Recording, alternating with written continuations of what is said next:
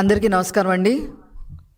2014లోనే ముఖ్యమంత్రిగా ప్రమాణ స్వీకారం చేసిన నారా చంద్రబాబు నాయుడు గారు ఆనాడే ఉత్తరాంధ్రాన్ని ఉద్ధరించాలనుకున్నారు. ముఖ్యంగా విశాఖపట్నాన్ని ప్రపంచ పటంలోనే ఏఐ గ్లోబల్ హబ్గా విశాఖపట్నాన్ని మ్యాప్లో పెట్టాలని చెప్పి సంకల్పించారు. విజన్ 2047లో భాగంగా ఉత్తరాంధ్రాన్ని అన్ని రకాలుగా ముందుకు తీసుకెళ్ళాలి, అభివృద్ధి పదంలోకి తీసుకెళ్ళాలి అని చెప్పి ఆనాడే నారా చంద్రబాబు నాయుడు గారు సంకల్పించారు. ఆ రోజే గూగుల్ డేటా సెంటర్కి నాంది పడటం జరిగింది. అనేక రాయితీలు ఇవ్వటం జరిగింది. జీవో నెంబర్ 9, జీవో నెంబర్ 15 విడుదల చేయటం జరిగింది. యువత భవిష్యత్తు గురించి ఆలోచించి అనేక వేల ఉద్యోగాలు డేటా సెంటర్ వస్తే కనుక ఖచ్చితంగా వస్తాయి అని చెప్పి ఆనాడు నారా చంద్రబాబు నాయుడు గారు సంకల్పించడం జరిగింది. అనుకోకుండా 2019లో వైసీపీ ప్రభుత్వం ముందుకొచ్చింది. ఉత్తరాంధ్రాని సర్వనాశనం చేసింది. నారా చంద్రబాబు నాయుడు గారు తీసుకొచ్చిన డేటా సెంటర్ని, గూగుల్ డేటా సెంటర్ని కాల రాసేసింది. వైజాగ్ని గంజాయిగా ప్రదేశంగా మార్చేసింది. ఉత్తరాంధ్రాని కబ్జాల కోరుగా, భూ కబ్జాల మయం చేసేసింది. కిడ్నాప్కు నిలయంగా చేసేసింది. బ్లాక్ మనీకి అడ్డాగా మార్చేసింది.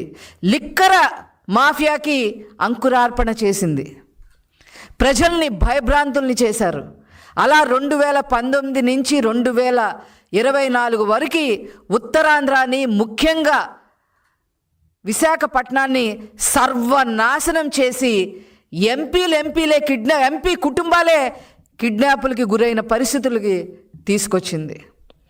మళ్ళీ 2024లో ముఖ్యమంత్రి అయిన తర్వాత నారా చంద్రబాబు నాయుడు గారు మళ్ళీ ఉత్తరాంధ్ర బాట పట్టడం జరిగింది.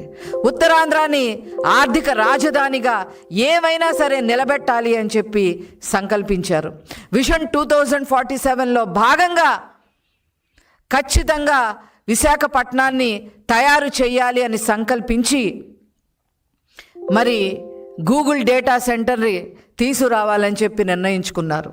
ఐటీ శాఖ అమాత్యులుగా నారా లోకేష్ గారు కఠోర శ్రమతో భయపడిన వాళ్ళని మళ్ళీ వాళ్ళకి ధైర్యం చెప్పి వైజాగ్కి ఈరోజు గూగుల్ డేటా సెంటర్ని తీసుకురావటంలో సక్సెస్ అయిన ఏకైక నాయకులు నారా లోకేష్ గారు.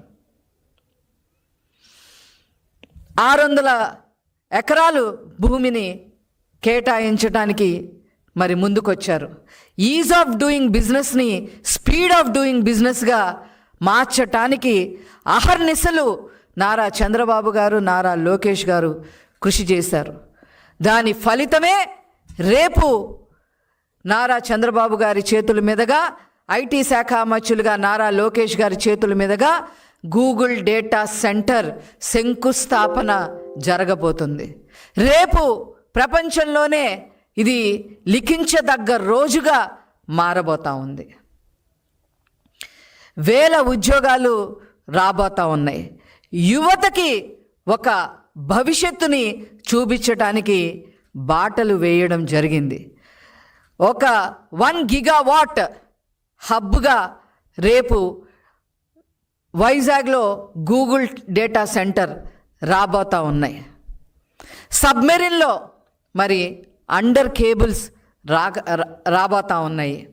అమెరికా నుంచి ఆస్ట్రేలియా వరకు మొత్తం డేటా ఈరోజు విశాఖపట్నంలో ప్రవహించడానికి సన్నాహాలు చేసుకుంటా ఉంది. అంతేకాకుండా అక్కడ మరి క్లౌడ్ ఆపరేషన్ తెలిసిన వాళ్ళకి, ఏఐ తెలిసిన వాళ్ళకి, అదేవిధంగా మెషిన్ లెర్నింగ్ ఇంజనీరింగ్ తెలిసిన వారికి, డేటా సైంటిస్టులకి, సైబర్ సెక్యూరిటీ స్పెషలిస్టులకి, అదేవిధంగా నెట్వర్క్ టెక్నీషియన్లకి, ఫెసిలిటీ మేనేజ్మెంట్ తెలిసిన వారికి, అదేవిధంగా సర్వీసెస్ అందించే వాళ్ళకి, సర్వర్ మ్యానుఫ్యాక్చరింగ్ సర్వీసెస్ అందించే వారికి, కూలింగ్ టెక్నాలజీ సర్వీసెస్ తెలిసిన వాళ్ళకి, అట్లాగా ప్రత్యక్షంగా పరోక్షంగా దాదాపు 30,000 ఉద్యోగాలు రేపు యువతకి రాబోతా ఉన్నాయి. ఇది ఇలా ఉంటే ఈ గూగుల్ సెంటర్ రావడానికి వీలు లేదు అని చెప్పి ఈ వైసీపీ అరాచక పార్టీ, ఈ వైసీపీ దోపిడీ పార్టీ చనిపోయిన రైతుల పేరు మీద భూసేకరణ జరగటానికి వీల్లేదు అని చెప్పి కోర్టుల్లో పిటిషన్లు వేయటం జరిగింది. ఇది పర్యావరణానికి అడ్డుగా నిలుస్తుంది ఈ గూగుల్ డేటా సెంటర్ అని చెప్పి పిటిషన్లు వేయటం జరిగింది. అంతేకాకుండా రాయితీలు ఇవ్వటానికి వీలు లేదు అని చెప్పి మా ప్రభుత్వంపై విరుచుకు పడటం జరిగింది. కోర్టు మెట్లెక్కడం జరిగింది. ఒక దశలో గూగుల్ డేటా సెంటర్ని ఇదో పెద్ద గోడౌనా అని చెప్పి మాట్లాడటం కూడా జరిగింది. వీటన్నిటికీ చర్మగీతం పాడే విధంగా కోర్టు వాళ్ళకి అక్షంతులు వేయటం జరిగింది. చాలా తీవ్రంగా వాళ్ళని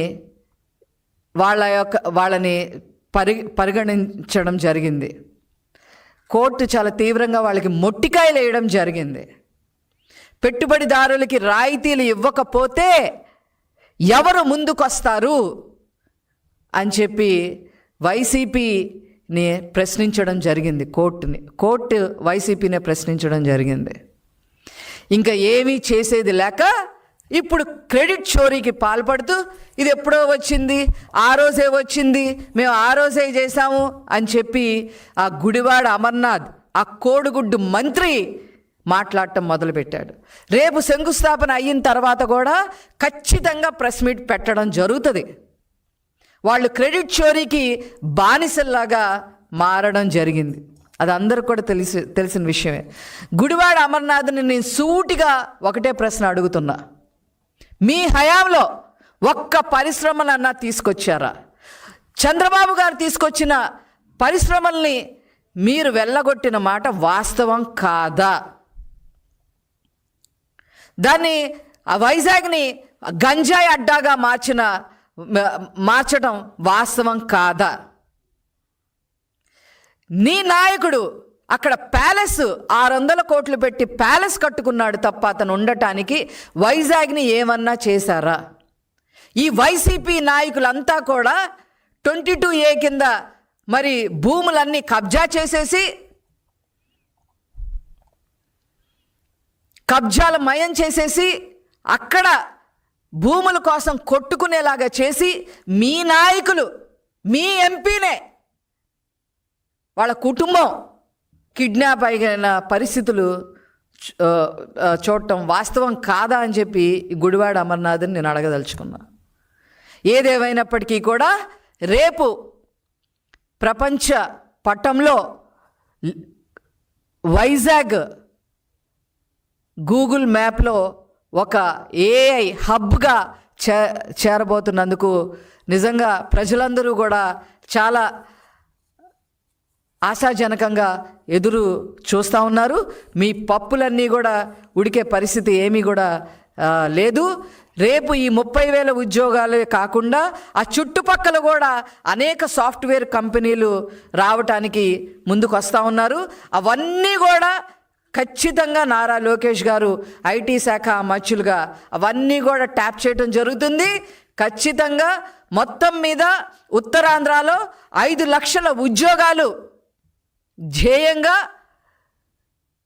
నారా లోకేష్ గారు పనిచేయటం జరుగుతూ ఉంది.